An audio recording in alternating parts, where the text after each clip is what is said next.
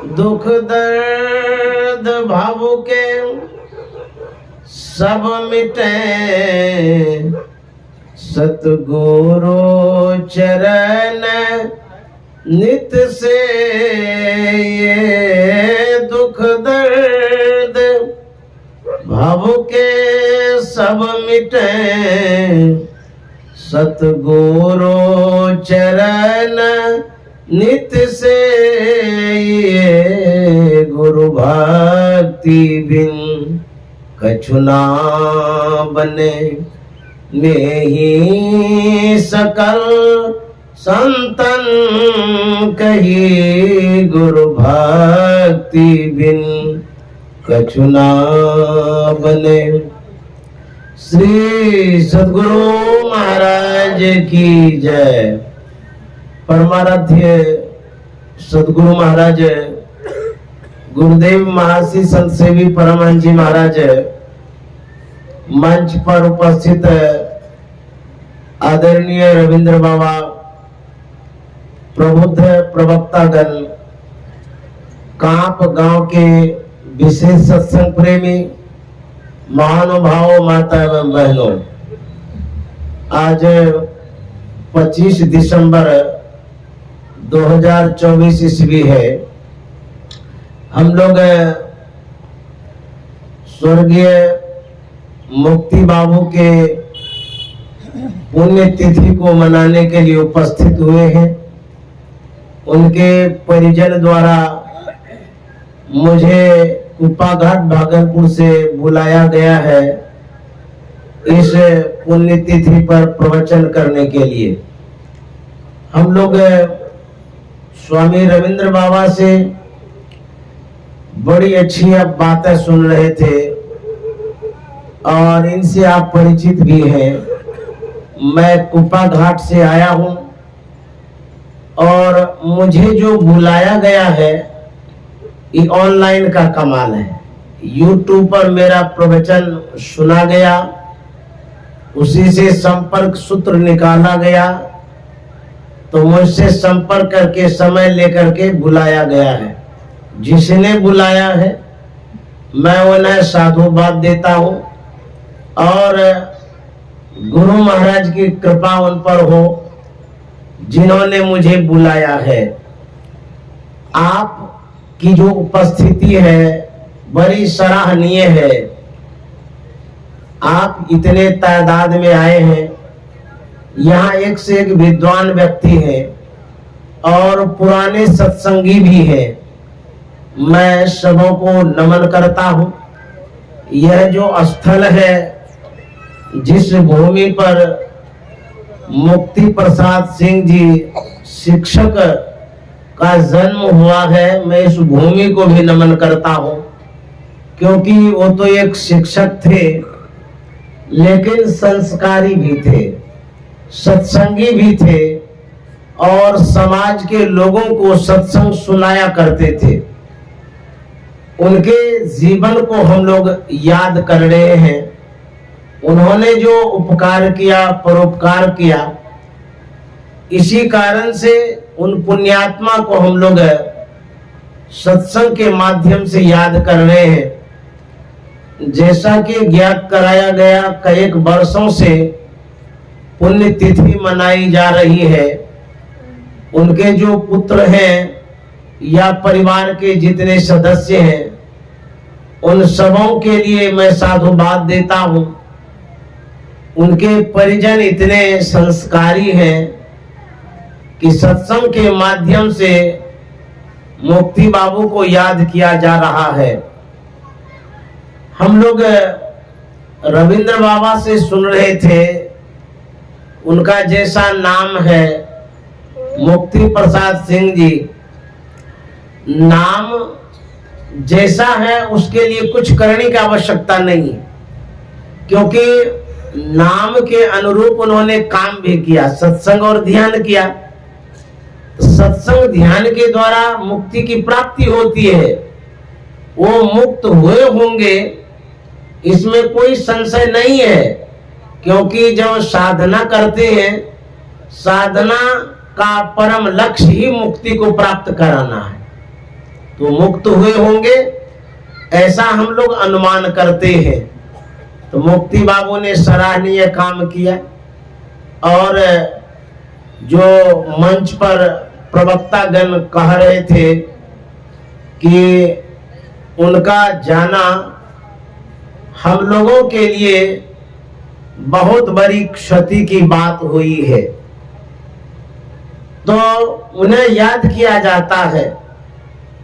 मैं भी मुक्ति बाबू के लिए श्रद्धांजलि अर्पित करता हूं। हम लोग मानव शरीर के विषय में सुन रहे थे। मनुष्य शरीर की क्या उपयोगिता है, क्या विशेषता है, क्या महत्ता है। गोस्वामी जी ने लिखा है, साधन धाम मोक्ष कर द्वारा। यह शरीर कैसा है? कहता साधन धाम। साधन का मतलब होता है व्यवस्था। किस बात की व्यवस्था? मुक्ति प्राप्ति का जो साधन है इस शरीर में है, मनुष्य शरीर में है। शरीर तो बहुत है, गाय का है, हाथी का है, घोड़ा का है, बहुत शरीर है, लेकिन उन शरीरों में मुक्ति का साधन नहीं है, ध्यान करने की व्यवस्था नहीं है, सिर्फ मनुष्य शरीर में है। इसलिए इस शरीर की विशेषता है। विष्णु भगवान ने कहा, जिन मानव को संत सदगुरु के हाथ में सौंप देता हूं, उसके बाद हमें कुछ करने की आवश्यकता नहीं होती है। जो कुछ भी करते हैं वो संत सदगुरु करते हैं। तो हम लोगों का बड़ा भाग्य है कि मनुष्य का शरीर मिला है, सत्संग मिला है और सदगुरु का साथ मिला है। हम लोग बड़ भागी हैं, इस सदगुरु का सानिध्य मिला और सत्संग मिला। कबीर साहब ने सत्संग की महत्ता पर कहा है, भरो सत्संग भरम कर टूट, भरम कर टूट, भरम कर टूट, भरम कर टूट, भरम कर टूट, करो सत्संग भरम कर टूट, करो सत्संग भरम कर। कबीर साहब कहते हैं, सत्संग करिए, भरम गर्ह टूटेगा। भरम किसे कहते? भरम अज्ञानता को कहते, अंधकार को कहते हैं, अबोधता को कहते हैं, अल्हड़पन को कहते हैं। हमारे अंदर में जो अंधकार है यही भरम है। भरम अर्थात संशय, कंफ्यूज जो होते हैं, डिसीजन जो नहीं ले पाते उसी को भ्रम कहते। सशंकित विचार। हम आप सभी सुबह से शाम तक भ्रमित होते रहते, घर के कामों का भी आप निर्णय नहीं कर पाते हैं कि बाजार का सामान लाना है कि नहीं लाना है, कंफ्यूज होते रहते हैं। तो संशय जो है ये दुख का कारण है, भ्रमित हो जाना ये दुख का कारण है। राधा स्वामी साहब ने कहा है, इस नगरी में तिमिर समाना, भूल भ्रम हर बार, खोज करो अंतर उजियारी, छोड़ चलो नौ द्वार। शरीर रूपी नगर में अंधकार ही अंधकार है, तिमिर समाना।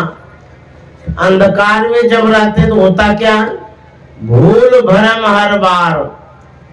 आपके घर में बिजली बत्ती ना हो, आप चलने में डरेंगे कहीं ठोकर न लग जाए, कहीं गिर न जाए, मन में भ्रम होगा कि दुख हो जाएगा।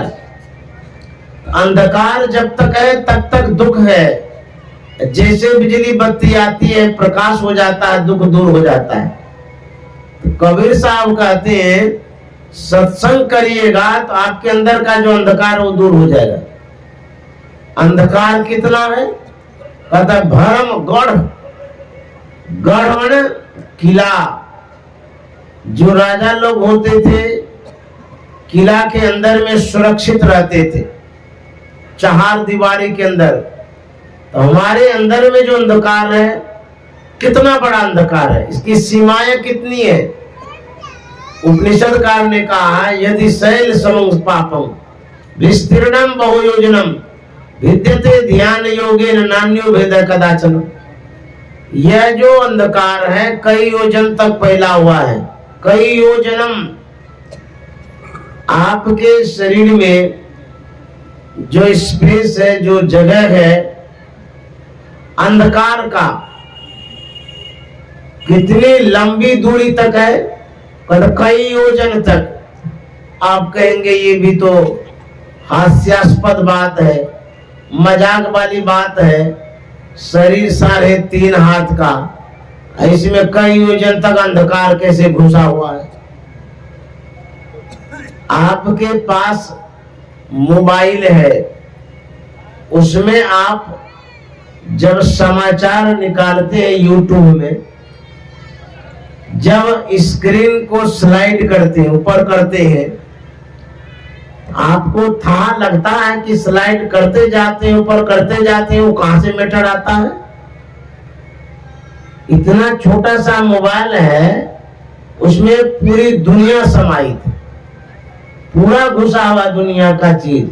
ऊपर करते जाते हैं, निकलते जाते, कहां से निकलता है। तो मोबाइल के नीचे में है, देखिए तो नहीं, कहां है नीचे में कुछ भी। मोबाइल के भीतर में है, जो वहां भी नहीं है। यह यंत्र विशेष के द्वारा ऐसा इसमें दिया गया है, जो कि आप कितना भी चैनल खोलते रहिए सब निकलते जाएगा, बीघा का बीघा। हमारे शरीर में कितनी जगह है। ज्ञान संकलनी तंत्र में आया है, देहस्था सर्व विद्याश्च, देहस्था सर्व देवता, देहस्था सर्व तीर्थानि गुरुवाक्य न लभ्यते। देह में स्थित सब विद्या है, सब देवता है, सब तीर्थ विराजमान है। कहेंगे विद्या तो और शक्ति है, छोटी होगी, सब देवता कैसे घुसेगा। देवता एक नहीं 33 करोड़ है, और सब तीर्थ भी इसमें घुसा हुआ है। एक एक देवता के पास जो जमीन है, ठाकुरबाड़ी है, कई 1 बीघा तक का भी होता है, वो कैसे इसमें घुस गया। हमारे परमात्मा के द्वारा जो प्रदत्त यह शरीर है, इसमें यही विशेषता है कि सब कुछ इसमें है। लेकिन ज्ञात उसे होता है जो गुरु से ज्ञान लेते हैं। गुरु वाक्य न लभ्यते। जब तक गुरु का ज्ञान नहीं लेंगे तब तक आपको पता नहीं चलेगा कि इतना इतना चीज इसमें है। आपके पास टीवी है, उसमें जब चैनल खोलते हैं, हाथी, घोड़ा, पहाड़, पठार, मैदान, समुद्र, हवाई जहाज, सब कुछ देखते हैं। छोटी सी टीवी है, उसमें मोटा मोटा हाथी कैसे घूमता है। यह भौतिक वैज्ञानिकों का चमत्कार है कि छोटी सी टीवी में यंत्र विशेष के द्वारा वो सब कुछ दिखा पाते हैं। आपके भौतिक वैज्ञानिकों में इतनी क्षमता है कि छोटी सी टीवी में सब कुछ दिखा दे, तो हमारे जो परमात्मा महावैज्ञानिक हैं, क्या उसमें क्षमता नहीं है 3.5 हाथ के शरीर में दुनिया का सब कुछ दिखा दे। इस शरीर में सब कुछ है, लेकिन सबके लिए सुलभ नहीं है। गोस्वामी जी ने लिखा है, सकल दृश्य निज उदर मेली, शोभय निद्रा तज योगी, सोई हरिपद अनुभव परम सुख अक्षय द्वैत वियोगी। सब कुछ इसमें दिखता है, लेकिन गुरुवाक्य न लभ्यते। जो कुछ भी दुनिया में आप देखते हैं, वो जो आपको नहीं दिखाई देता वो भी इसमें है। गोस्वामी जी कहते हैं, उग रही विमल बिलोचन ही के, मिटई दोष दुख भव रजनी के, सूजय रामचरित मन मानिक, गुप्त प्रगट जब जो जय खानिक, यथा स्वंजन आंजी दृग, साधक सिद्ध सुजान, कौतुक देखे शैलवन भूतल भूरि निदान। कहते हैं इस शरीर में दिखता है किनको, जिनके आंख के ऊपर का आवरण हट गया है। गोस्वामी जी कहते हैं उग्रई विमल बिलोचनी के, विमल का मतलब था पवित्र, बिलोचन का मतलब था विशेष आंख, जिसे शिव नेत्र भी कहते हैं। वह जो आंख है, तीसरी आंख, वो ढकी हुई है, आवरणित है। जो आंख का उन्मेष कर पाते हैं, उघार पाते हैं, उसी को सूझता है, अन्यथा किसी को नहीं सूझता है। बिंदु मनोनयन कृत्वा दूर दर्शन मापनुयात। बिंदु में जब मन को लय करते हैं तब आपको दूरदर्शन प्राप्त होता है। दूरदर्शन का मतलब होता है दूर से दूर तक देखने का यंत्र, जिसको दूरबीन कहते हैं। यदि आप बिंदु की प्राप्ति करते हैं, वह ऐसा दूरबीन है, पिंड में दरस ब्रह्मांड हो, बाहर में क्या फिरे। पूरा ब्रह्मांड आपको पिंड में दिखेगा, शरीर में दिखेगा।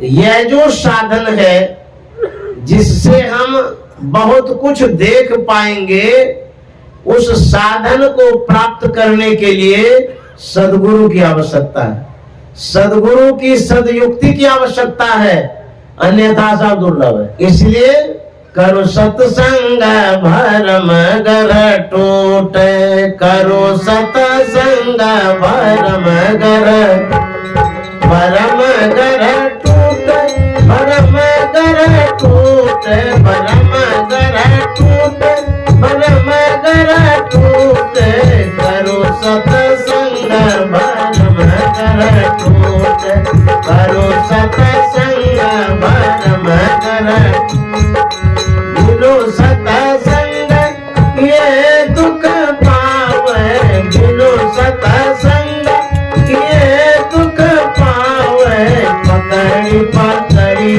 जब लूटे भरम गर टूटे, पकड़ी पकड़ी जब लूटे भरम गर टूटे, करो सत्संग भरम गर।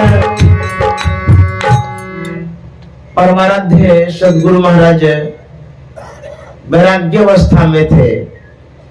किसी धनाढ्य व्यक्ति के आवास पर रुके हुए थे। उस गांव के बड़े धनवान व्यक्ति थे, वो बड़े विनम्र भी थे, साधु सेवी थे। एक दिन गुरु महाराज रुके, बड़ा सत्कार किया गया, बड़ा सम्मान किया गया। जब गुरु महाराज को दूसरी जगह जाना था तो गुरु महाराज ने कहा कि अब मैं और अन्यत्र जा रहा हूं। तो उस धनाढ्य व्यक्ति के मन में बड़ी श्रद्धा थी। वे जाते हैं कुछ दूर तक छोड़ने के लिए। गुरु महाराज एक सीमा भर गए। उस धनाढ्य व्यक्ति ने कहा कि बाबा, अब आप अपने गंतव्य की ओर जाइए, अब मैं घर की ओर लौट रहा हूं। उस समय गुरु महाराज ने कहा था कि मेरी धृष्टता को क्षमा करें, तो मैं एक बात आपसे पूछना चाहता हूं। उस धनाढ्य व्यक्ति ने कहा था कि आप बाबा हैं, क्या पूछना चाहते हैं, पूछिए। गुरु महाराज ने कहा था, आप गांव में सबसे धनवान व्यक्ति हैं, सन्मान व्यक्ति भी हैं, आपको इस गांव में लोग बहुत आदर के दृष्टि से देखते हैं, मानते। आप यदि गांव के किसी लोगों को बोलते कि हमको छोड़ने के लिए, तो वो आपकी बात को नहीं काटते, छोड़ने आ जाते। आप अपने परिवार के किसी सदस्य को बोलते, वो भी बात नहीं काटते, वो आ जाते। लेकिन मैं जानना ये चाहता हूं, आप इतने धनवान होकर के, वृद्ध होकर के भी आप मुझे यहां तक छोड़ने आए, आपके मन में क्या हुआ जो छोड़ने आए? उस धनाढ्य व्यक्ति ने कहा था कि बाबा, मेरे पास धन बहुत है, लेकिन मेरे मन में हुआ यह जो शरीर है एक न एक दिन समाप्त होगा। मेरा जो शरीर है इतना वृद्ध हो गया है जैसे पका हुआ आम हो, कब टपक जाए। मेरे मन में हुआ कम से कम इस अंतिम अवस्था में साधु महात्मा का कुछ सेवा कर लो। उसी सेवा भावना से आपको मैं यहां तक छोड़ने आया हूं। अब देखिए, धन है लेकिन अहंकार नहीं, मद नहीं है। यह धन आपका धरा पर धरे रह जाएगा। आप यहां से खाली हाथ चले जाएंगे। आपके साथ में क्या जाएगा? जो शुभाशुभ कर्म है यही जाएगा। गुरु महाराज जब शरीर छोड़ रहे थे, अंतिम वाक्य में कह गए, सुकृत कर ले, नाम सुमर ले, हो जाने कल की, जगत में कबर नहीं पल की। इस जीवन का कोई ठिकाना नहीं है। कब कुछ कर जाएंगे, कब मर जाएंगे पता नहीं। आज हम लोग मुक्ति बाबू को याद कर रहे हैं। उसकी पुण्य तिथि है, वो हमारे बीच नहीं है। एक दिन ऐसा होगा कि हम लोग भी नहीं रहेंगे। आए हैं सो जाएंगे, सब चले जाएंगे। आश्चर्य है, बड़े बड़े लोग क्यों जाते हैं? गरीब आदमी तो इसलिए जाते हैं कि अर्थ का अभाव है, साधन व्यवस्था का अभाव है, इसीलिए चले जाते। लेकिन अमीर आदमी भी चले जाते। बीमार आदमी तो इसलिए जाते वो बीमार है, लेकिन डॉक्टर भी नहीं रह पाते हैं। हम लोग साधारण आदमी हैं, चले जाते हैं, लेकिन भगवान भी नहीं रह पाते। उनको तो यही रहना चाहिए। हम लोग कमजोर आदमी हैं, चले जाते हैं, लेकिन बलवान पहलवान को ध्यान रहना चाहिए, वो भी नहीं रह पाते हैं। बल विक्रम बेनु दधीची गए और पारथ गए जिन भारत ठाना। बाली गए बलशाली गए, जिनके कखरी 10 कंठ लुकाना। गए दुर्योधन जंग जुरे, जिन 64 कोस में छत्र बिताना। धरा का परमान यही तुलसी, जो फरा सो झड़ा, जो बरा सो बुताना। बड़े बड़े राजा यहां से चले गए। रावण चला गया, बलशाली बाली भी चला गया। जगत में जो भी आते हैं सबको जाना पड़ता है। तो गुरु महाराज ने क्या कहा? मास आसिन जगत बासिन, चेत चित में लाइए। जीवन थोरो है क्यों, जगत में गफलाई। गुरु महाराज कहते हैं, आए संसार के लोग, मास आसिन जगत बासिन, संसार में बसने वालों, यह संसार कैसा है? कहता है जीवनो थोरो है, बहुत थोड़े समय के लिए हम लोग हैं। अभी कोरोना काल बीता है, कई साल पूर्व, उसमें हम आपने अपनों को खोया है। अब कितनों को खोया है सो पता भी नहीं है। यदि आज हम कोरोना से बच करके सत्संग में बैठे हैं, सदगुरु की बहुत बड़ी कृपा है।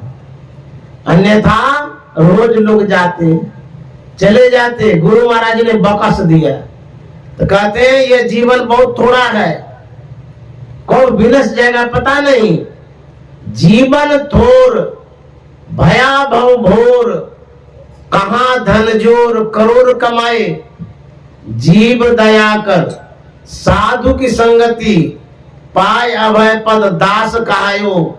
जासन कर्म छिपावत हो, सो तो देखत है घट में घट छाए। बेग गहो धरनी सरणी, नत आवत काल कमान चढ़ायो। कब यह जीवन लीला समाप्त होगी पता नहीं है। इसलिए शुभ कर्मों को कर लीजिए। सबसे बड़ा शुभ कर्म क्या है? नाम सुमर ले, भगवान का नाम, गुरु प्रदत्त नाम ले लीजिए। यही सबसे बड़ा शुभ कर्म है। छन छन पाल पाल समय सिरावे, नर्तन दूर लब फिर नहीं भावे। छन छन पाल पाल समय सिरावे, नर्तन दूर लब फिर नहीं भावे। गुरु महाराज कहते हैं छन छन पल पल समय सिरावे। सिराने का मतलब होता समाप्त होना, समय बीत जाना, इसको कहता सिराना। क्षण का मतलब होता है अल्पकालिक समय। माताएं लोग जब भोजन बनाती है, जब तावा कढ़ाई गर्म हो जाती है, अब पानी पड़ते छन्न बोलता है। छन का मतलब छानना, जैसे पानी को छानते हैं। छन का मतलब अल्पकालिक समय। हमारा आपका जो समय है वो जाते देर नहीं लगती है, समय समाप्त होते जा रहा है। और जो समय चला जाएगा तो गुरु महाराज क्या कहता, समय गया फिरता नहीं। जो समय चला जाएगा वो नहीं फिरेगा, फिर आएगा नहीं। तो करना क्या है, झट ही करो निज काम। अब निज काम में लगिए, नहीं निज काम करिएगा तब क्या होगा, नहीं मुख राम गाओगे, आगे दुख भरा पाओगे। नहीं मुख राम गाओगे, आगे दुख भरा पाओगे। नहीं मुख राम गाओगे, आगे दुख भरा। पलटू साहब कहते हैं यदि नाम नहीं लीजिएगा भगवान का तो आगे बहुत दुख होगा। आगे कहां, यह जो शरीर है जब समाप्त हो जाएगा तब आपकी यात्रा प्रारंभ हो जाएगी। अभी तो आप संसार में हैं, अभी आपकी यात्रा प्रारंभ नहीं हुई है। मरने के बाद जीव की यात्रा प्रारंभ होती है। अभी हम लोग जो यहाँ हैं संसार में सिर्फ कर्म करने के लिए है और आगे भोगने के लिए तैयार हो जाएंगे। जो कर्म करेंगे शुभ या अशुभ उसी को भोगने की यात्रा प्रारंभ होगी। अच्छा कर्म करेंगे तब तो लाभ मिलेगा, बुरा कर्म करेंगे तो दुख होगा। यदि आप आगे के लिए शुद्धि नहीं करेंगे, ख्याल नहीं करेंगे, व्यवस्था नहीं करेंगे तो कहता है दुख भोगना पड़ेगा। गोस्वामी जी ने लिखा है कि जीव जब जाता है 3 रास्ते से जाता है। कौन कौन रास्ता है, स्वर्ग नरक अपवर्ग निसेनी, ज्ञान विराग भगत सुख देनी। शरीर छूटने के बाद 3 मार्ग है, 3 रास्ता है, उसमें अलग अलग व्यवस्था वाले आदमी जाएंगे। स्वर्ग नरक अपवर्ग, जैसे ट्रेन में आप चढ़ते हैं उसमें जनरल बोगी होता है, एसी वाला भी होता है, उसके बाद फर्स्ट एसी वाला भी होता है। आप यदि जनरल बोगी में जाएंगे तो नरक जैसा लगेगा, धक्का धुक्की लगेगी, बैठ भी नहीं पाएंगे ठीक ढंग से। रिजर्वेशन करा लेंगे, आप अपना बर्थ पर बैठिए, आपका सीट पूरा खाली है। एसी में चले जाएगा तो कहना ही क्या है। तो जनरल बोगी में जाना वो नरक की ओर जाना है। और जब आप रिजर्वेशन कराते हैं वो स्वर्ग है।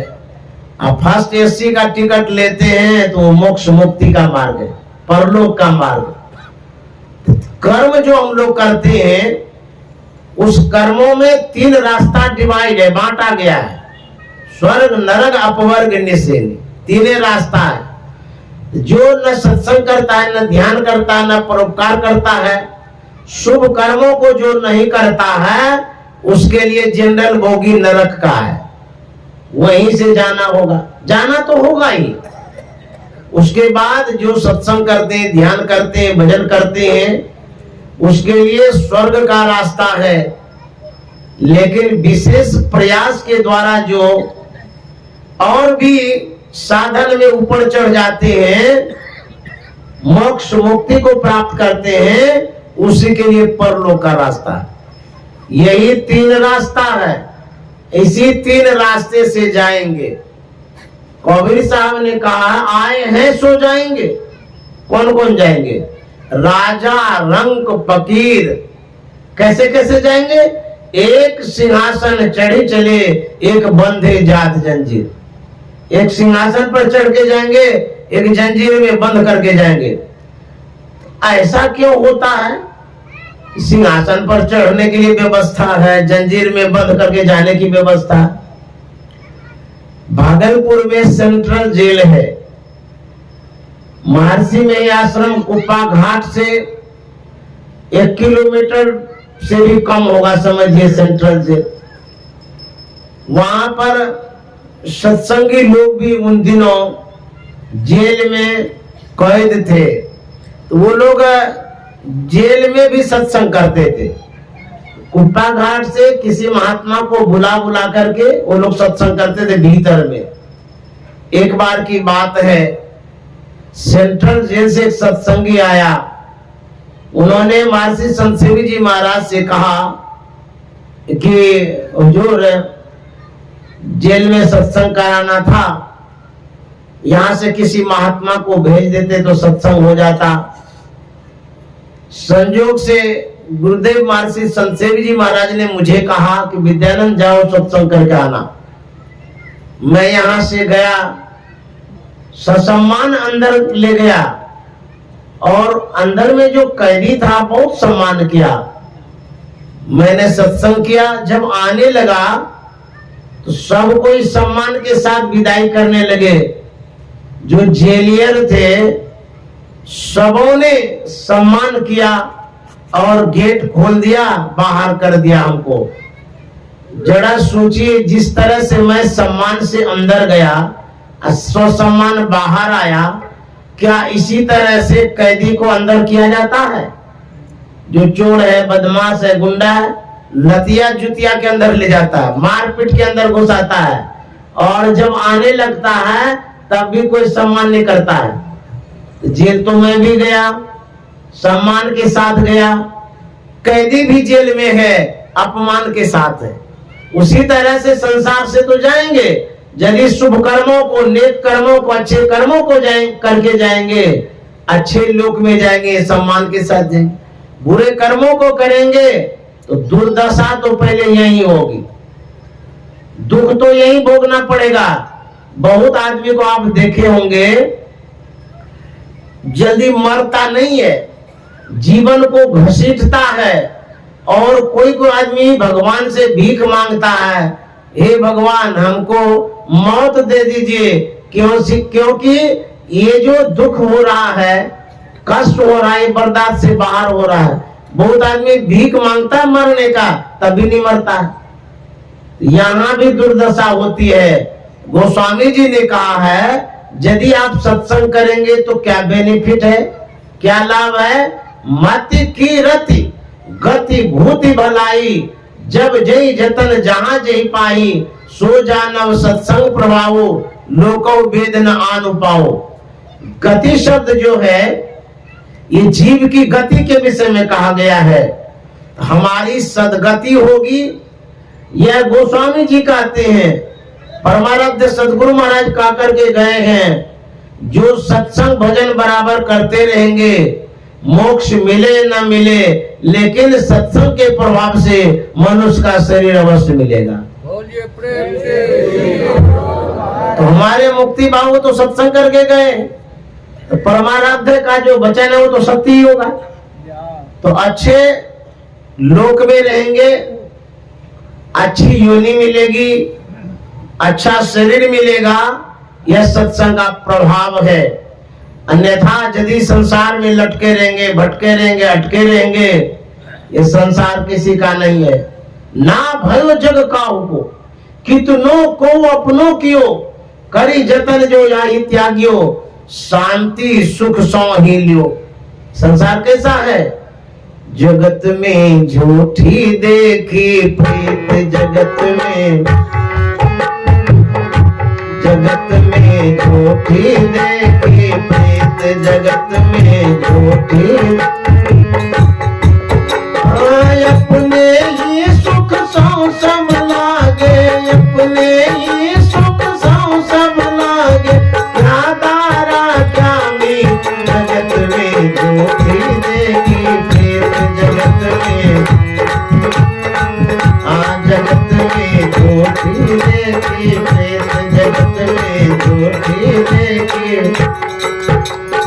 नानक साहब कहते हैं संसार में जो भी प्रेम है, प्रेम का मतलब लगाव, जुड़ाव, आसक्ति, अनुराग, जिससे आप जुड़ते हैं, पैसा से या परिवार से, का तो सब झूठे है। जगत में झूठी देखी प्रीत, लोग कहेंगे सब तो साचे साचे है, झूठ कैसे है? हम लोगों के लिए तो सब लगाव जुड़ाव साचे साचे। लेकिन नानक साहब कहते हैं अपने ही सुख सौ सब लागे, क्या दारा क्या मीत, अपने ही सुख सौ सब लागे, क्या दारा क्या मीत, जगत में झूठी देखी प्रीत, जगत में जगत में झूठी देखी प्रीत, जगत में। नानक साहब कहते हैं अपने ही सुख सौ सब लागे। आपसे कुछ सुख मिलता है इसीलिए संबंध है, नहीं तो कोई संबंध नहीं जोड़ेगा। जब बुजुर्ग बूढ़े बीमार हो जाते हैं, बेटा भी मुंह फेर लेता है, बहू भी मुंह फेर लेती है, परिवार वाले भी नजदीक आना नहीं चाहते हैं। बीमार है कितना जाते रहेंगे। देखिए कैसा स्वार्थ का संसार। जब तक सांस है तब तक आस है, जैसे सांस निकल जाएगी सब फूसफास है, कोई रिलेशन संबंध नहीं। जा दिन मन पंछी उड़ जाए तो क्या होगा? ता दिन तेरे तन तरवर के, अरे सभे पात झर जई है, जा दिन मन पंछी उड़ जई है, जा दिन मन पंछी उड़ जई है। ता दिन तेरे तन तरवर के, ता दिन तेरे तन तरवर के, सभे पात झर जई है, जा दिन मन पंछी उड़ जई है। जब शरीर छूट जाएगा तब आपसे कोई दोस्ती नहीं रहेगी, लेकिन शरीर रहते भी शरीर रहते रहते भी बहुत दुश्मन बन जाता है। अब होगा क्या? शरीर छूटते ही लोग क्या करेंगे? घर के कहत सवेरे काढ़ो भूत होए डर गई, घर के कहत सवेरे काढ़ो भूत होए घर गई, जा दिन मन पंछी उड़ गई है, जा दिन मन मन मूर्ख अज हो नहीं समझत सिख दे हारियो नीस, मन मूर्ख अज हो नहीं समझत सिख दे हारियो नीस। नानक भव जन पार परे जो, नानक भव जन गावे प्रभु के गीत, जगत में झूठी देखी प्रीत, जगत में जगत में झूठी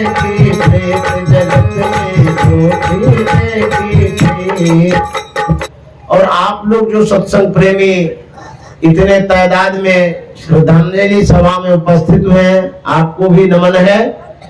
गुरु महाराज की खूब कृपा बनी रहे, आप लोग इसी उत्साह उमंग के साथ सत्संग करते रहे। श्री सद्गुरु महाराज की जय।